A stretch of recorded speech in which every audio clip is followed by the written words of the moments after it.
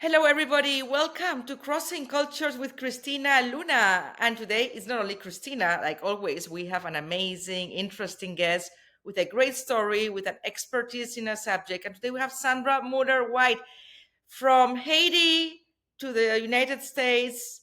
And now we're here today to talk about her life, how to empower women, how expertise in skin and everything. But hello, Sandra, how are you? Hello, I'm doing well. Thank you so much. How are Thank you for you? being here. I'm so excited to have you. And I think that our viewers would be excited too, because you're a vibrant person. I met her, I have to confess before confession now. I had a facial one of these last days recently, and Sandra told me her story, and I was, you have to be in the show, in the podcast, right? Yes. So, so we're going to talk about like what are cultural crossing cultures with Haiti, New York, the Poconos, and Sandra is an amazing woman that has jumped into different professions in life and empowered herself, like making the most of having a full life. hmm Recently, she became a skincare specialist and then also a model. She's going to tell us give us ideas about that. And then she's going to tell us the different treatments there are for skin. Because once she told me, I want women to look their best, right? Yes. Well, women Yes. and men, guys, we won't forget you. Absolutely. Okay, so Absolutely. let's start with a little bit about you. Tell us about what brought you from Haiti to the United States? Okay, so I came to this country when I was 11 months old. And my family, my sisters, and my mother and father, we all left the country because of political unrest. We were involved with the president before Duvalier, and when he came into power, he became a dictatorship, and anybody who was not, uh, you know, in his rule were persecuted. So my family, my grandfather was a judge. I have an aunt who worked with the president before Duvalier. So we had to leave the country. And that's what we did. We left, and if I tell you the year, you'll know how old I am. Well, you can tell your age when we do the skin Yes. treatments, but if you don't have to. No, But like I have I to will tell you, tell she you. told me her age. She doesn't look her age at I will all. tell you. I will tell you later. You have to wait for Yes. later. Yes. So, what memories? You were 11 months old, so you don't remember anything, obviously. But what memories do you have growing up with your family, coming from Haiti? And I hmm don't know if you visited before in the Yes, last years. I went to Haiti 3 times. The first time was for a funeral. It was really surreal because I left the country when I was a baby. Really did not know anything about it. I wasn't raised in Haiti, but I was raised in a Haitian home. So we had the culture, the food, the language. It was like little Haiti in the house. But when I went back, I felt at home. I just can't explain it. I just felt at home. The, it was such a beautiful sight to see. The people, the food, the smell. I went again on a medical mission, and I got to really, really speak with the Haitian people who were very poor, who were so appreciative of the medical treatments that we were giving them. So I felt like I belonged, like I've never left. Well, that's beautiful. Two things I want to tell us because you told me earlier that, guys, I don't know if you know about this, but Haitians, right, got rid of Napoleon, Yes, yes. right? Haiti was the first Black republic. The war started in 1791 and ended in 1804, where we won our independence. We were the first Black people or slaves that won our independence from French.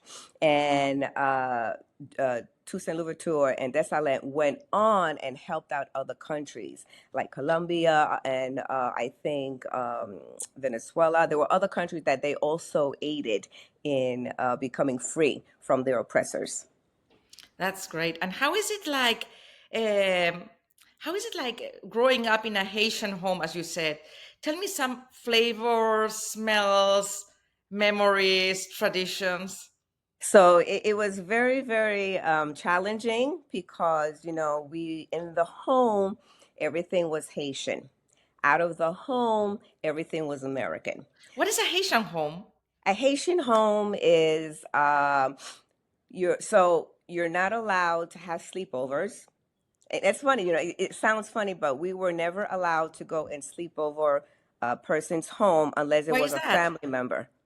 It's just the way it is. You ask any Haitian, and they will tell you growing up, they were never allowed to sleep at somebody's house unless it was family. And even then, it Okay. had to be certain family members. The food, my mother would spend hours on the weekend. Sunday was our Sunday dinner. So she would wake up in the morning early and prepare the meal all day until we had dinner. And the smells were amazing. Haitian food is made with love, and it's not half an hour. It may take 2, 3 hours to prepare, or 4 hours to prepare a meal.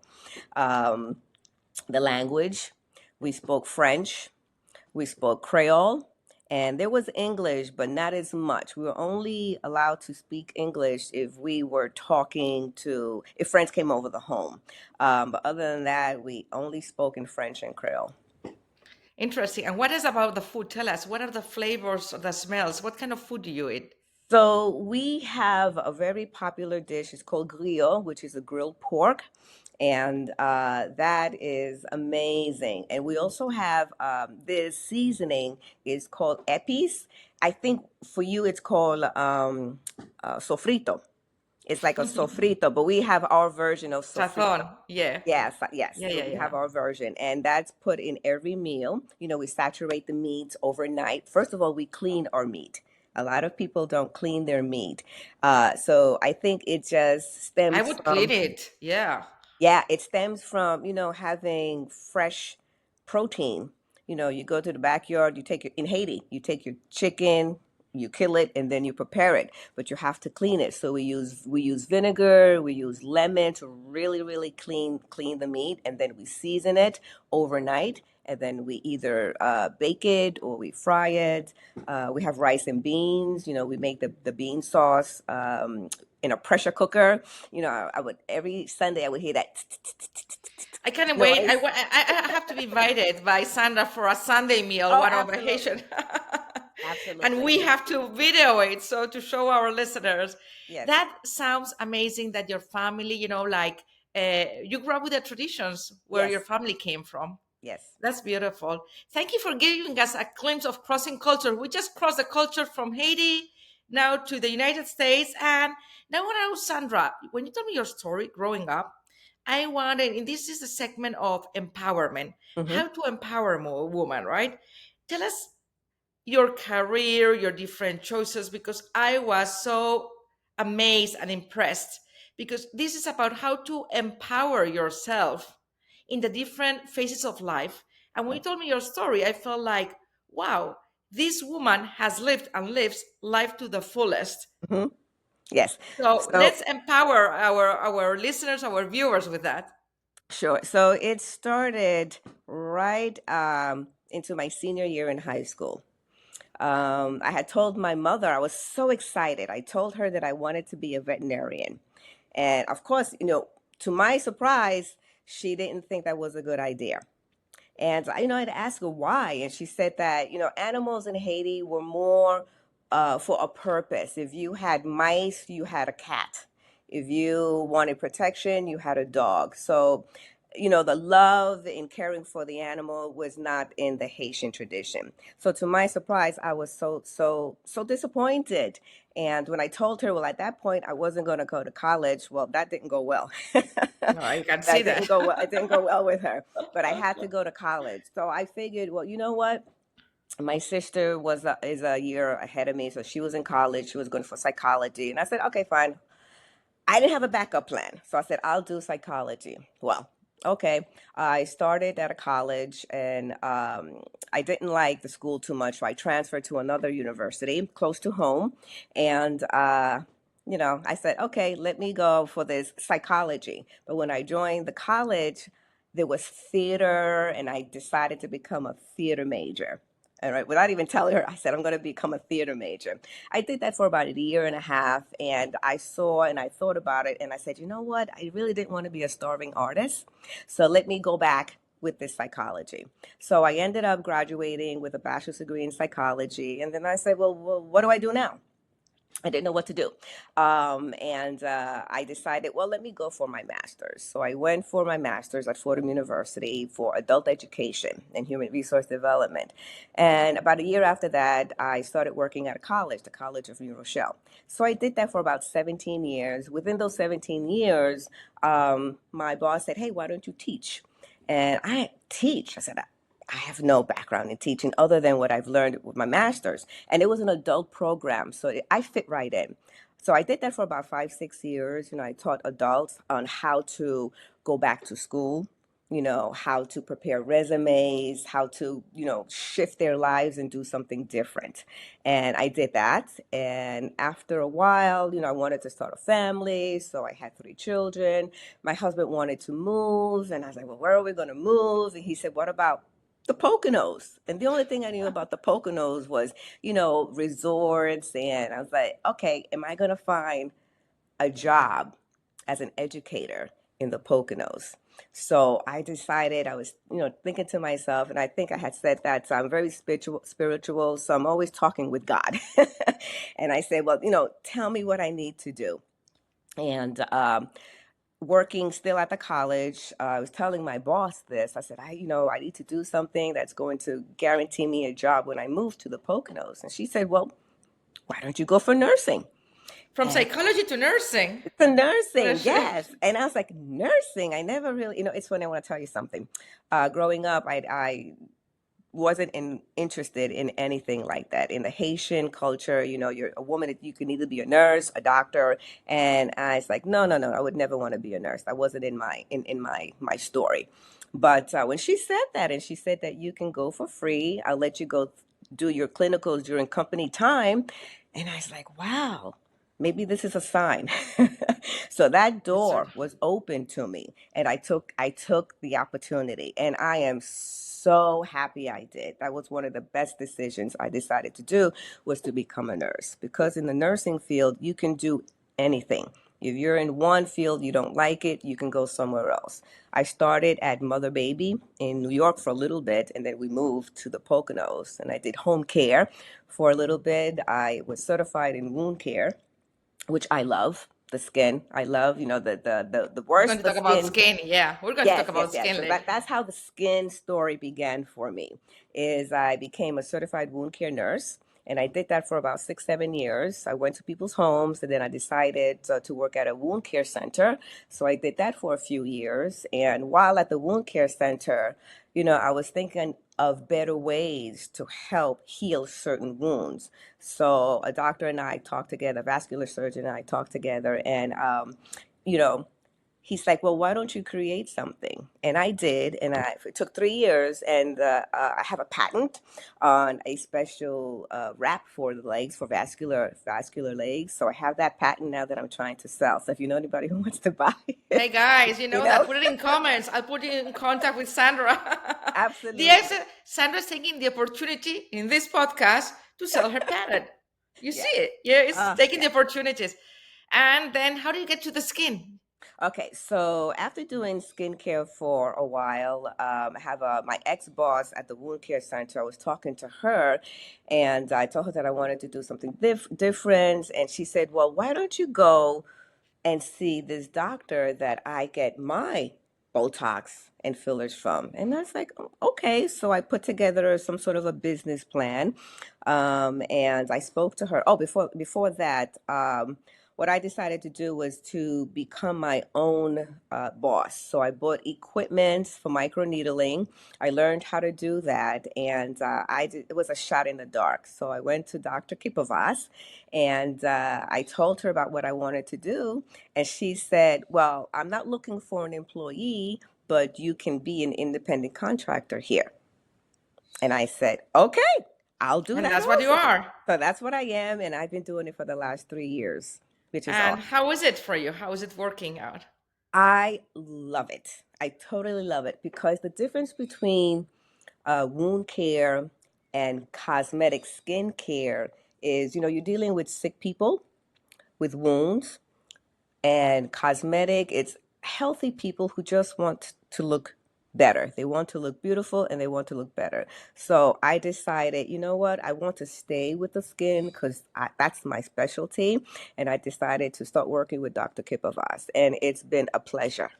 A pleasure, really, really, really. And by the way, she did something to my skin and it looks amazing. I hope you can tell, right, I can guys? see the You glow. can see, right, the glow there.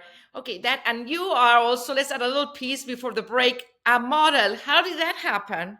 Okay, so on Facebook, I get all these Facebook ads, and the one ad came up that said, you can be a model at 40, you can be a model at 50. And I was like, oh, I don't know about that. I thought it was some sort of a scam. So I looked into it, and sure enough, the woman called me because I sent a picture, and she called me and she said, you would be a great model, you have beautiful features. And I was like, yeah, yeah, yeah, You you're do. just trying to scan me. So I went to Manhattan, I took pictures, and they were telling me that you would have to come to the city to do all these gigs, and I was like, I don't know if I want to do that. So I decided to search agencies here in Pennsylvania, Yeah. and I found one. It's called Look Models and Actors, and I took pictures with her, and I think I've done my sixth photo shoot. So you can Wow. see me on the Pocono. There's a website for Pocono newsletters, Pocono vacation, and you'll see me, me and other actors promoting like Skytop, the French Manners, Everything in yeah, the area. Well, that's wonderful. So now, wrapping up, yes. what advice would you give to people that, let's say, are stuck in their lives, have been raising kids, and they're fearful of going back to the professional work because they need to, or they want to reinvent themselves, but you don't have the courage sometimes, or you don't know what to do, or you feel too old, or you feel stuck in your job or in your career, right? Yes. And when I hear you, I feel like she got lemons, she made lemonades. You have lemons, you don't make orange juice or another kind of or apple juice. You make lemonades, right? Yes. Yes. So what advice would you give people to live their life to the fullest at every step of their life? Because maybe we have listeners now that are 20, 30, 40, right? 50, different circumstances. Mm-hmm. Give us some advice. You're a psychologist, you are a nurse, well, you're a psychologist, teacher, nurse, Baker. special care, yeah, Mhm. baker too. Yeah, Wow. I have an at-home bakery. My kitchen is certified, so I do wedding cakes. I've done, oh my God, graduation cakes. I've gone to Shawnee. I'm a vendor at Shawnee. So How do you do that? All that and three kids too, and a husband, right? And a happy husband. yes. How do you do all that? How do you juggle all that? What is your best advice to people that are looking to find their change careers, find their niche, find hmm an opportunity at any age or time? Okay. The first thing you need to do is to know your strengths and your weaknesses. Okay. And once you're honest with yourself, you say to yourself, well, there's an opportunity coming up. Do I think I can do this? And for the most part, you can. Sometimes you psych yourself and you said, no, I can't do this. Sometimes you have to think outside the box, right? Sometimes you have to, just face your fears and just do it. So there's baby steps. You do research. I research whatever the opportunity comes to me. I research and I said, okay, well, how much is this going to take of my life? Do I have to study, get an education in it, or is this is just something that I can do? So that's the first step, is to be honest with yourself. And then, research, network, meet people, talk with people. You never know who you're talking with. Tell your story, tell what you're interested in. And some people will say, hey, this is what maybe you need to do. And that's what happened with me, with my ex-boss at the college and with my ex-boss at the wound care center. It's just a matter of having a conversation with somebody. And one of the big things about this country is that opportunities are there everywhere. You Yes. can be whatever you want and reinvent yourself. Like in my original country, Spain, that's hard. In many countries, it's hard. It's like once you're labeled by something, that's it, right? So it's Yes. hard to break. It's are very traditional countries, but this is a country of mix, mix, mix and match and mix, right? Everything. Yes. Yes. So just do it. But I like what you said about the strengths, the weaknesses. To be honest with oneself is the hardest thing. And Yes. today with ChatGPT and other AI tools, you can also research. It's very easy, like, okay, what are the opportunities for people my age, my strength? And it gives you a lot of things. I mean, you all still has to do the research in other places, right? Because you Yes. cannot believe everything ChatGPT tells you. But Absolutely. anyway, it's a great source for the most part. Mhm. And I'm so excited and so proud of you that. So you don't think about the age. What do you think about people think, oh, I don't know what to do. I'm out of the market. I've been Mhm. raising a family. I want to be an entrepreneur. I don't know how to be an entrepreneur. Yes. You are never too old. Age to me is just a number. And if you're stuck in that time frame, thinking that I'm too old, then you're defeating yourself. You always have to put that age in the background and just say, hey, I'm going to do this as long as I'm healthy, I have a brain, I can think. I'm going to pursue this. And if it happens, it happens. If it doesn't happen, well, you know what? Have a backup plan. You always need a backup plan. And that's true. And you know what? How much do you think one should give? How much time should one give themselves when changing or starting something before dropping it? Because it's so easy, like you start something and you feel like, I think my husband is like that. He has brilliant projects, but I think that he kind of is his worst enemy. Like once he starts, oh, nothing is happening here. Like, and he gets defeated and he drops them. Well, you know what? I tell people you have to be committed, you have to be consistent, and you have to be patient. And I tell that to my clients in the skincare all the time. People want that quick gratification, Doesn't and exist. it doesn't exist. It doesn't exist. So you have to be patient. Nothing happens overnight. But when you do something, that's what I tell my 10-year-old. Yes. When you don't do nothing anything, what happens? Nothing. Nothing happens. Exactly. So you just have to start and follow your gut feeling also. I think it's very important. We ignore our gut feeling and we Yes. ignore because our inner self talks to us constantly. So just listen to yourself and watch around and be realistic and never give up. Absolutely. I say that you have two people on your shoulder. You have somebody telling you, yes, do it, and then you have somebody saying, no, don't do it. So what you have to do is overcome that negativity and be positive. Be positive. Exactly. So let's have a break. I'm going to have a cafe con leche. You can have a break. And we'll get back. And she was talking about her age. So Sandra will tell us her age if she still wants to. Mm-hmm. And we'll talk about skincare at every age, every budget, how to look the best of yourself, all these treatments that now appear, which are do's, don'ts, makeups, not makeups. And also, she's going to share, of course, confession, recipes, and maybe a book and lost in translation. That's the funniest Yes. part of all. So we'll have a little break and we will be back. Okay, now we're back with Sandra. Sandra, tell us. Do you want to tell us your age? Shall we guess? Guys, one moment. One guess. I give you 2 seconds. Let's see if you're right. Well, how old are you? 66. 66. I'm going to faint. 66 in biological age only, right? But exactly. And no, in, Exactly. in years when you were born, but I'm sure that you look super healthy. You're super amazing. Oh, Okay. thank you. Thank you. Yeah. So wow. So how do you do it? Tell us. And let's start with some advice for different ages, and then we'll go Okay. to treatments. Okay. Fine. So the first thing I tell people is, you know, you have to watch the sun. The sun is your worst nightmare. Growing up, I was never a sun worshiper. I always stayed away from the sun. And while my friends were out, in the sun with no sunscreen or no protection, who knew that that was damaging your skin back then?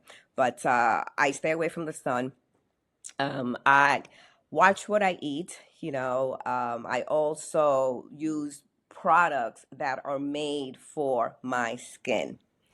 People like to use different types of products and not really know what they're using it for, and that's a no-no. I can tell you, Christina, this product is going to work well for you because it works well for me. No, your skin type is different than my skin type, so it's not going to work. You have to first understand your skin type and then move on with different products that are going to work for that particular skin type. Okay, so let's go from look. My little girl now with the YouTube and everything. Mhm. They all want to go. I never wanted to go to Sephora or Ulta when I was 10, or one of those shops when I was 10 years old. They're obsessed. They go. They want to buy skin treatments because they see it in YouTube. What is that right? I tell her, no, no, you're going to damage your skin before before your time. But anyway, I try to tell her, like, at least buy natural things, Mhm. right? Yeah.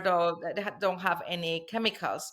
So, at what age should we start taking care of our skin, and what are the right things for every age group, women and men? Let's do this. Okay. A fast So checkup okay. checklist. So from the time you're born, you're starting to age, right? From birth to about 25, you can get away with everything. At the age of 25, you start losing 1% of collagen. And every year after that, you lose 1%.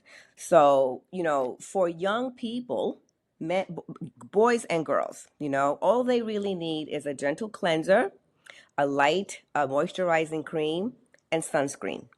That's That's, it. that's basically it, because you are building the collagen. You're constantly building collagen, elastin, so you don't have any problems. That's why your skin looks so nice, young looking. There's no wrinkles. The only thing is when you go through puberty, some people, they have acne issues. So you have to address those acne issues right away. Moms, when you see your children with the acne, you can't just Ignore let it it. go. You have to react right away. And the What sooner is the you best way do, to react? so first thing is you can take your child to a dermatologist. That's number one, because now you're talking to an expert. If you have no idea what to do, see the dermatologist. The dermatologist will give you their suggestions on what to use. If you're a little afraid, you can start using like a salicylic acid cleanser. And what that does, it dries up the oils that are building up on your face. So you can start with that and then go on. We have other things like Accutane. There's Proactive brand that you can use, but I would definitely, if you want to be on the right foot, is to seek out a dermatologist. Okay, great. That's a great start. Then what we are getting older, so what happens next? Okay, so I would say from 25 plus until you're still on this earth. that's that's when you start to really, really take care of your skin. You want to first know what skin type you have. What do we have? We have dry skin, oily skin, sensitive skin, combination skin, acne prone skin. Okay, those are your skin types. Identify what your skin type is first. And once you do, now you're going to look for products. Let's say if you have a skin issue, whether it's acne, whether it's aging, fine lines and wrinkles, Hmm. whether it's hyperpigmentation, now you want to go look at the products that are going to fix those issues. And then once you find that, you say to yourself, do I want to buy an expensive product? Can I afford an expensive product? Should I do an over the counter product? I always say, get what you can afford. All right. There are over the counter products that are wonderful. There are budget friendly products you can get at Sephora or you can get at Ulta. And then there are really, really expensive products that you would, get online if you want to. So, Can you share with us some basic brands that people can get that are safe and are good brands? And we're not getting paid here or anything, but we want to yes. help with people to make the right choices, because I remember in my time when I was little, the only one was Oh, Nivea. We Nivea, say Nivea, yes. Nivea, Nivea. My mother would put it on us when we went to the beach, everywhere, right? But Mhm. nowadays, it's like there's so many, and people are afraid of pesticides. consulted with different doctors, Yes, no parabens, no sulfates, because you're putting yourself, some pesticides, we'll talk about this in another podcast, you cannot avoid, you cannot just live in a bubble. that's But there are right. things that you can choose Yes, for yourself. So make the right choices. right. So, Right. So, first, let's talk about ingredients. There's certain ingredients that are good for you, and like you said, there's certain ingredients that you want to avoid in a product. Always turn your jar, your bottle around, and read the ingredients. And the I first, have I would it. say, six ingredients. Yes, the Yes. first six, seven ingredients are going to be your key ingredients. Everything else are, it could be like I don't know. It could be like fragrance. It can be a preservative. Oh, you want to make sure the preservative is a natural preservative, like a vitamin E. You will Okay. find some synthetic preservative that you don't want on your face. But to go back, you want to make sure the product has hyaluronic acid, which is an a product that brings moisture from the atmosphere to your face, and it plumps your face. It gives you that youthful look.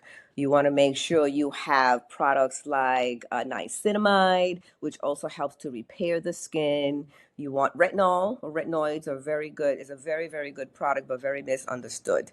You have to understand how to use that product in order for it to work for you. How Okay. do we use it?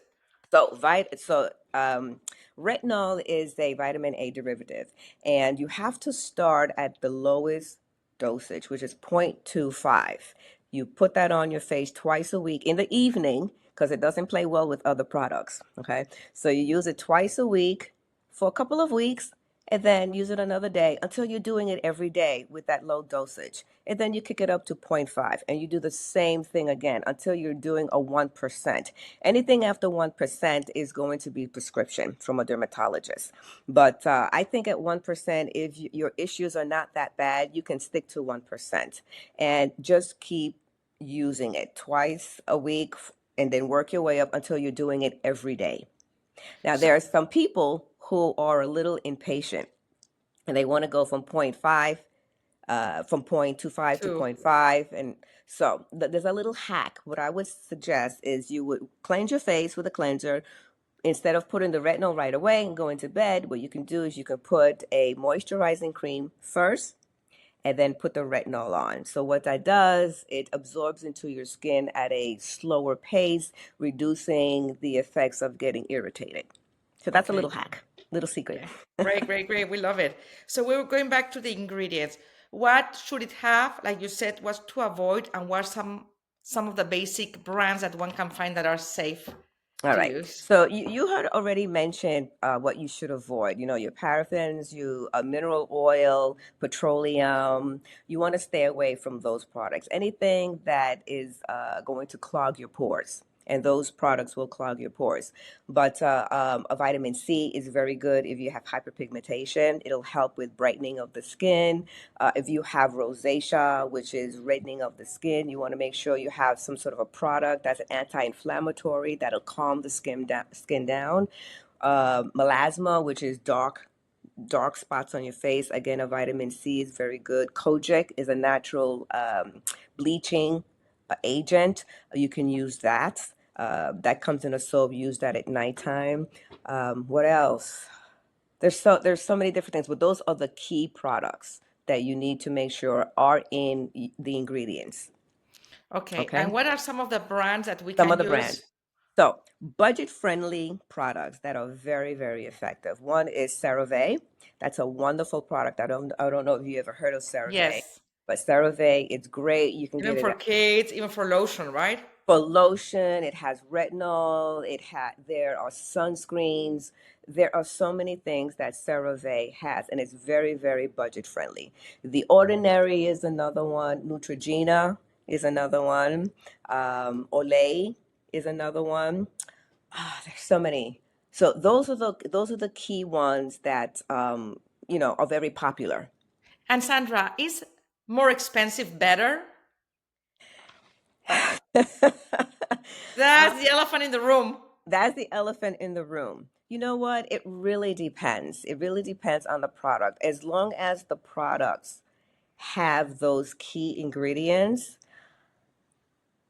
If you can afford it, hey, go for it. If you want to buy expensive products, you feel better about it, you can. I personally, I do not buy expensive products.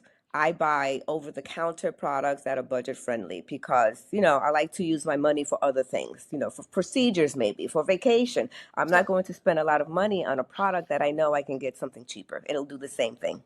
I will do the same thing. So she answered the Absolutely. question. So Absolutely. anyway, what about what is a routine? You told us a routine of cleanup, clean your Yes. face until you're 25.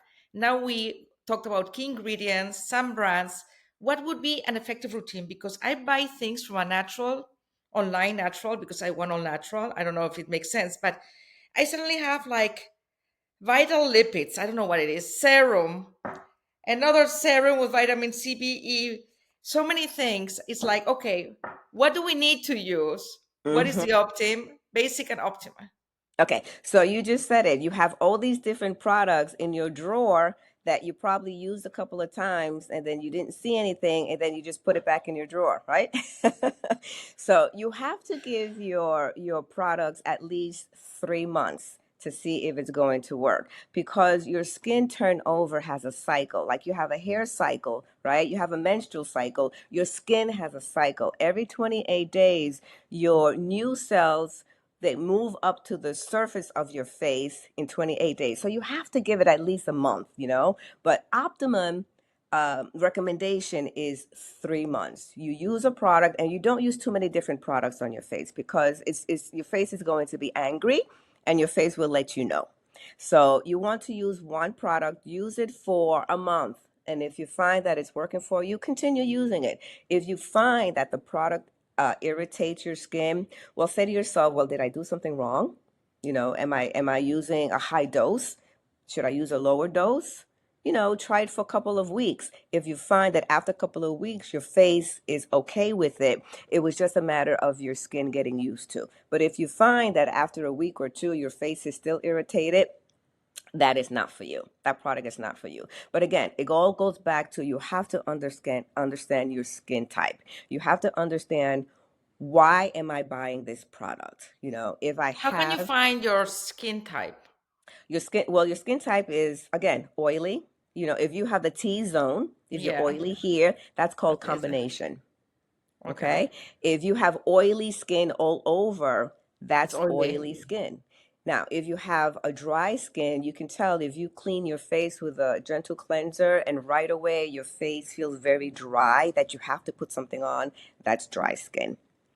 And sensitive, Sensitive, yeah. yeah, yeah, yeah. You found Sensitive skin is, anything you put on your face is going to be irritated. So that's sensitive skin. And then you have acne prone skin, which we can tell you have acne.